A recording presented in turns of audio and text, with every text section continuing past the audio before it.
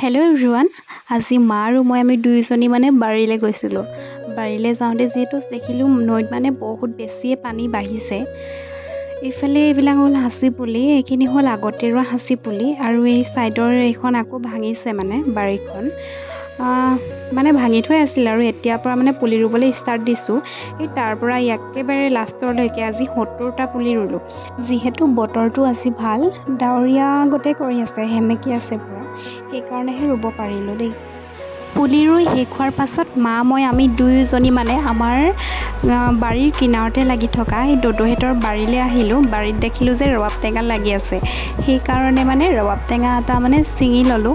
মই ছিঙা নাই দেই, মই ছিঙিবলৈ লওঁতে ঢুকিয়ে নাপাওঁগৈ, সেইকাৰণে মই নিছিঙিলোঁ।